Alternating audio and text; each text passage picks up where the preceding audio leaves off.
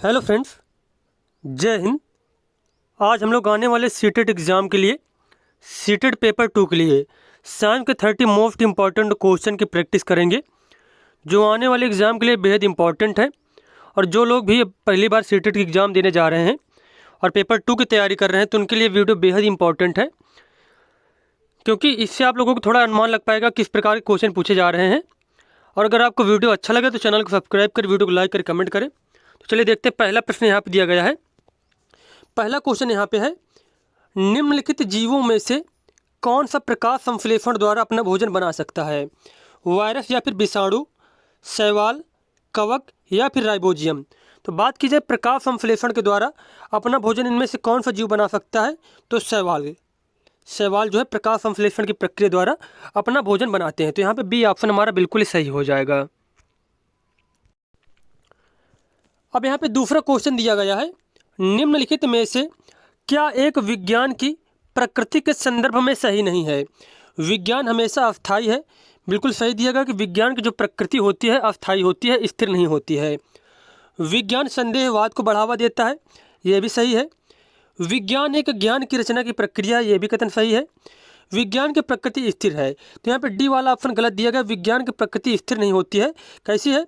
चलायमान है या फिर अस्थायी है। जैसे कि यहाँ पे बताया गया विज्ञान हमेशा अस्थायी है, तो जब ये ऑप्शन सही हो गया तो ये ऑप्शन जाहिर सी बात गलत हो जाएगा। तो यहाँ पे पूछा गया कौन सा कथन सही नहीं है, तो यहाँ पे डी वाला ऑप्शन गलत दिया गया है, तो इसके अनुसार सेकंड ऑप्शन गलत हो जाएगा।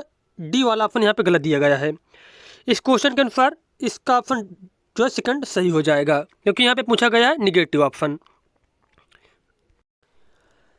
अगला क्वेश्चन यहाँ पे दिया गया है, विज्ञान में योगात्मक आकलन को किस पर बल देना चाहिए? अवलोकन कौशलों का आकलन करने में, विद्यार्थियों के अधिगम कठिनाई वाले क्षेत्रों का निदान करने में, मुख्य रूप से प्रायोगिक कौशलों का परीक्षण करने में, या फिर महत्वपूर्ण सैद्धांतिक संकल्पनाओं का परीक्षण करने में। तो बात की जाए यहाँ पे विज्ञान में योगात्मक आकलन को किस पर बल देना चाहिए, तो विद्यार्थियों के अधिगम कठिनाई वाले क्षेत्रों का निदान करने में। निदान करने से तात्पर्य है कि जो मतलब कठिनाई वाले क्षेत्र जिसमें से बच्चों की कठिनाई हो रही है, उन चीज़ों की जो पहचान करने में। तो यहाँ पे इसके ऑप्शन जो है सेकंड हमारा करेक्ट हो जाएगा। अगला प्रश्न यहाँ पे दिया गया है, विज्ञान में किसके लिए प्रायोगिक कार्य पर बल दिया जा सकता है? विद्यार्थियों को समय पाबंदी और नियमितता को सही तरह से जांच करने में, सैद्धांतिक संकल्पनाओं की सत्यता की जांच करने में विद्यार्थियों की सहायता करने के लिए, विद्यार्थियों द्वारा प्राप्त किए गए अंकों के प्रतिशत में सुधार करने के लिए, लिखित रिकॉर्ड रखने की आदत विकास करने में विद्यार्थियों की सहायता करने के लिए। तो बात किया जाए कि विज्ञान में किसके लिए प्रायोगिक कार्य पर बल दिया जा सकता है, तो इसके अनुसार यहाँ पे सेकंड ऑप्शन करेक्ट हो जाएगा।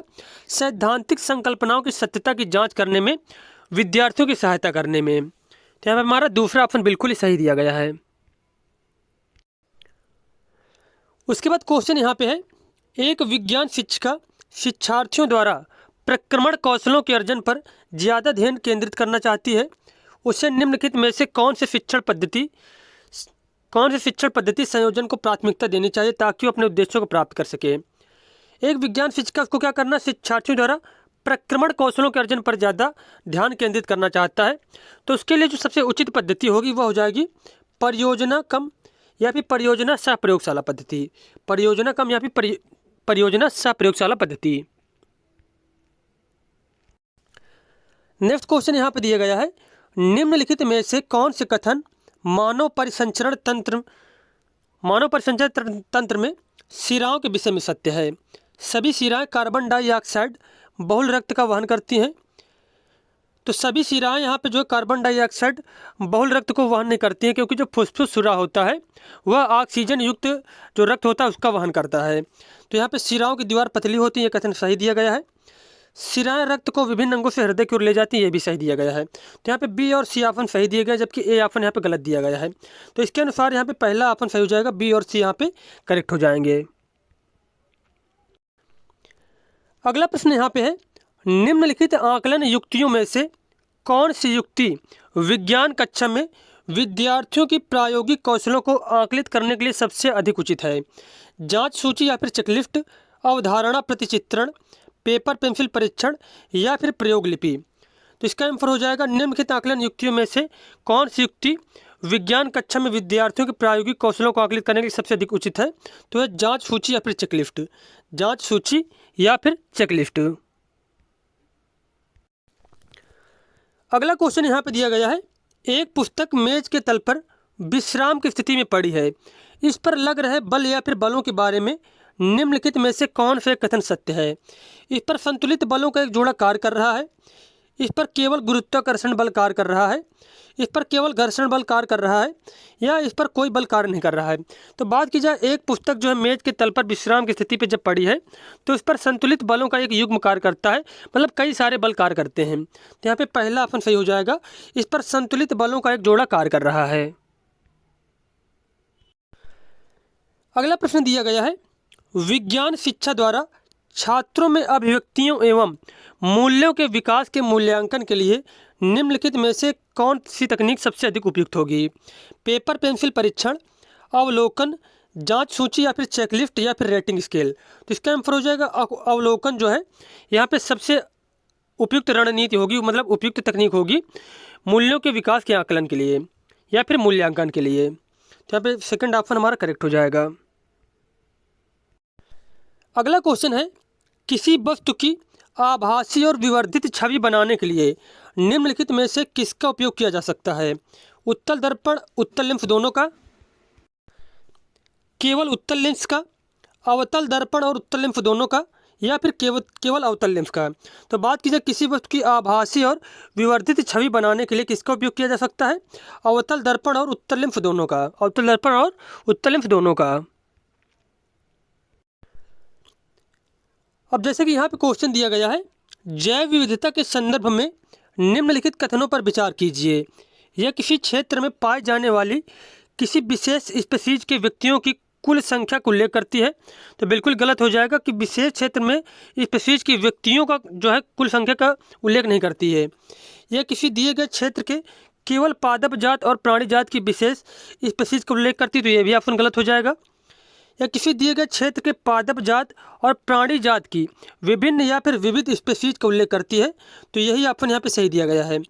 यह जानवरों के लिए कृत्रिम रूप से बनाया गया एक संरक्षित क्षेत्र है। तो यहाँ पे पूछा गया कौन सा कथन सही दिया गया है, तो यहाँ पे डी ऑप्शन भी गलत दिया गया कि जानवरों के लिए केवल नहीं होता है, इसमें विशेष प्रकार के पेड़ पौधे जो है जीव जंतु सारी चीज़ें आ जाती हैं। तो यहाँ पे इस क्वेश्चन के अनुसार यहाँ पे सी ऑप्शन सही दिया गया है। या किसी दिए गए क्षेत्र के पादप जात और प्राणी जात की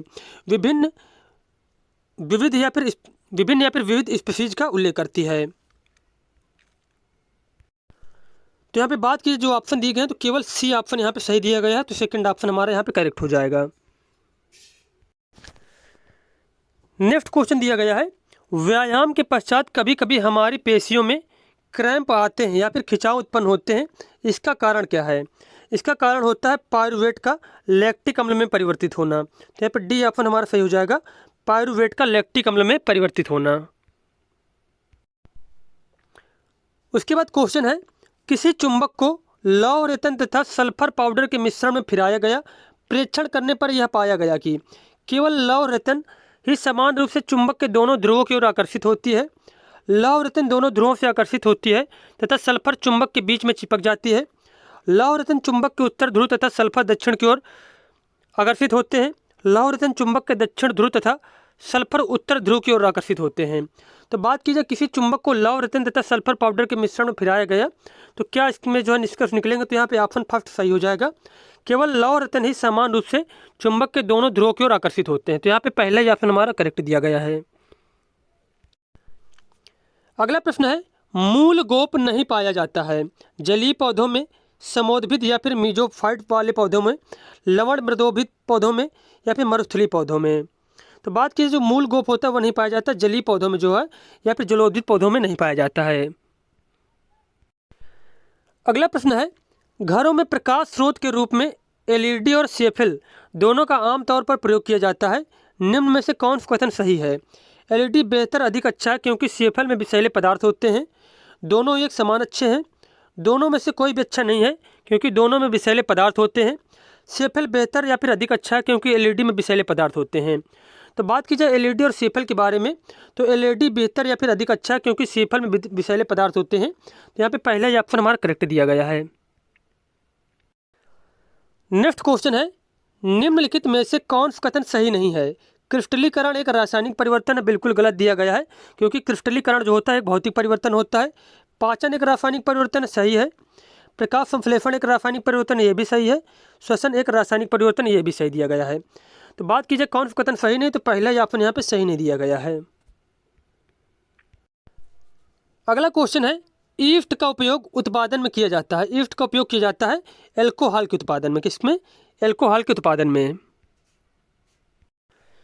अगला प्रश्न दिया गया है, वायु के संबंध में नीचे दिया गया कौन सा कथन सही नहीं है?